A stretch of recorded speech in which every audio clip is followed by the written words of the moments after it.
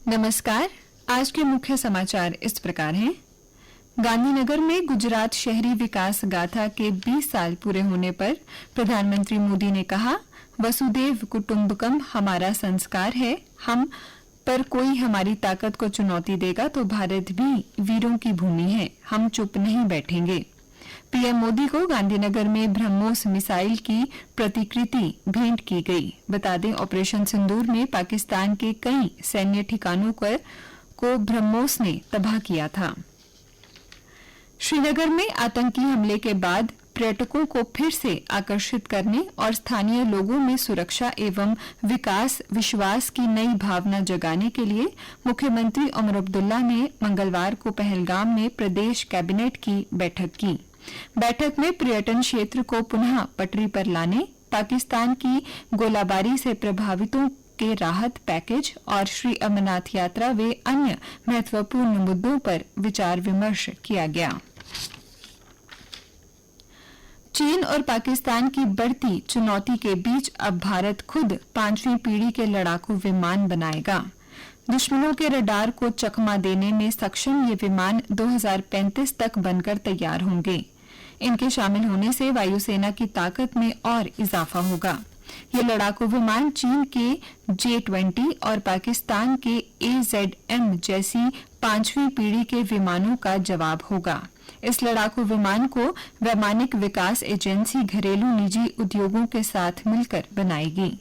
रक्षा मंत्री राजनाथ सिंह ने स्वदेशी रूप से विकसित होने वाले उन्नत मध्यम लड़ाकू विमान कार्यक्रम के निष्पादन मॉडल को मंजूरी दी। ऑपरेशन सिंदूर के बाद केंद्रीय गृह मंत्री अमित शाह पहली बार जम्मू कश्मीर के 2 दिवसीय दौरे पर आ रहे हैं। पहले दिन 29 को वे जम्मू और 30 मई को पुंछ में रहेंगे। अमित शाह जम्मू में सुरक्षा स्थिति की समीक्षा करेंगे। सुरक्षा एजेंसियों के साथ बैठक भी प्रस्तावित है। शाह ऑपरेशन सिंदूर के दौरान आरएसपुरा, अखनूर, सांबा और जम्मू में पाकिस्तान की ओर से निशाना बनने वाले इलाकों की सुरक्षा समीक्षा भी कर सकते हैं। वे 30 मई को पुंछ का दौरा करेंगे। बता दें, भारत पाकिस्तान तनाव के दौरान पुंछ जिला सबसे ज्यादा प्रभावित रहा था। सुशासन की रेस में फिर जीता जम्मू, वहीं रामबन सबसे पीछे। डिस्ट्रिक्ट गुड गवर्नेंस 4 की रिपोर्ट हुई जारी। रिपोर्ट 2023-24 के आंकड़ों के आधार पर तैयार की गई है। रिपोर्ट के अनुसार जम्मू को 6.96 और रामबन को 4.97 अंक मिले हैं। जम्मू ने ज्यादातर क्षेत्रों में अच्छा प्रदर्शन किया, लेकिन कृषि और पर्यावरण जैसे 2 क्षेत्रों में पीछे रहा। कृषि में किश्तवाड़ अव्वल, वहीं उद्योग में श्रीनगर नंबर 1 रहा। वहीं पर्यावरण के क्षेत्र में गांदरबल ने पहला स्थान प्राप्त किया। लद्दाख मामलों पर हाई पावर कमेटी की बैठक कल नई दिल्ली में हुई। इसमें मुख्य रूप से डोमिसाइल को लेकर चर्चा हुई। मीटिंग में यह तय किया गया कि लद्दाख यूटी बनने से पहले 15 साल से यहां रह रहे लोग ही डोमिसाइल के अधिकारी होंगे। 1989 को कट ऑफ डेट घोषित किए जाने की मांग को रिव्यू करने पर गृह मंत्रालय सहमत। लद्दाख के लिए अलग पीएससी का मुद्दा अगली बैठक तक रखा गया है। सुचेतगढ़ सीमा पर सांस्कृतिक संध्या आज, सभी के लिए प्रवेश मुफ्त। फिल्म अभिनेत्री हुमा कुरैशी ऑपरेशन सिंदूर में अग्रिम मोर्चे पर तैनात रहे जवानों से मिलेंगी। लद्दाख करगिल अभियान से सैलानियों को बुलाने की कोशिश। जम्मू संभाग में अगले साल से बिजली कटौती से राहत के आसार। मार्च तक 7.5 लाख नए स्मार्ट मीटर्स लगाने का लक्ष्य। 70,000 पर काम हुआ पूरा। शेरे कश्मीर कृषि विज्ञान एवं प्रौद्योगिकी विश्वविद्यालय के शोधकर्ताओं ने तैयार की देश की पहली संपादिक भेड़। पशु जैव प्रौद्योगिकी के क्षेत्र में बड़ी सफलता। 4 साल की मेहनत लाई रंग। अब 30% बढ़ जाएगा पशु का वजन। स्कॉश के वाइस चांसलर नजीर अहमद गनई ने इस उपलब्धि को नए युग की शुरुआत का करार दिया।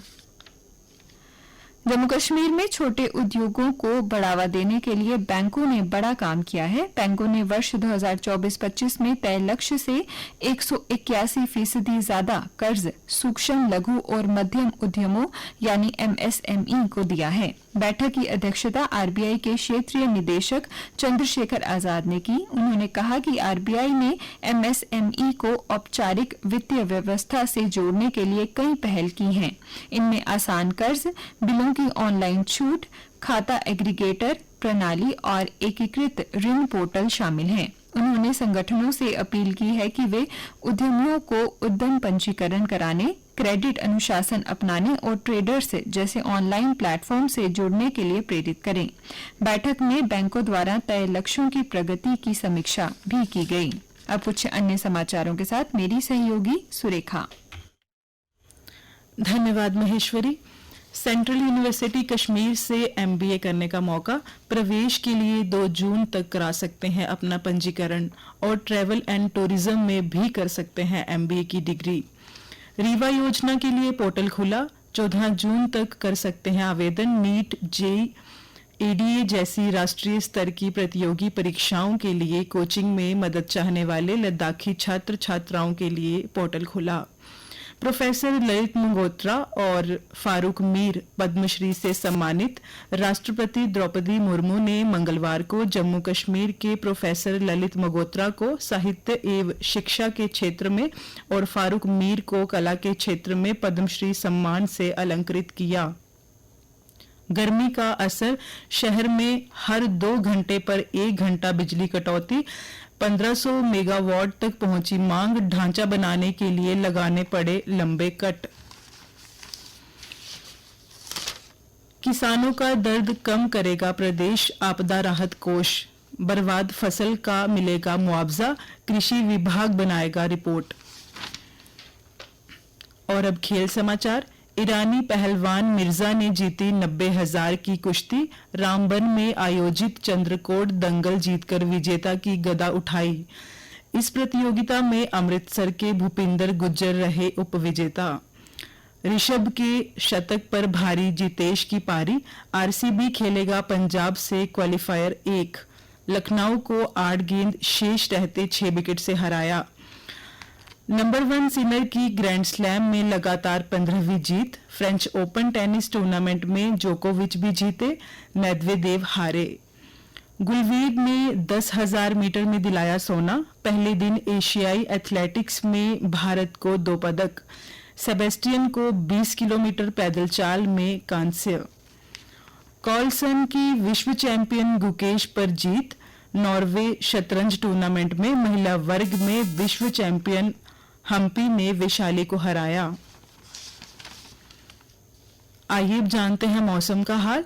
मौसम विज्ञान केंद्र के अनुसार आज दिन भर तेज धूप रहने का अनुमान है। कल दिन का अधिकतम तापमान 38.4 डिग्री सेल्सियस रिकॉर्ड किया गया और न्यूनतम तापमान 26.7 डिग्री सेल्सियस रिकॉर्ड किया गया।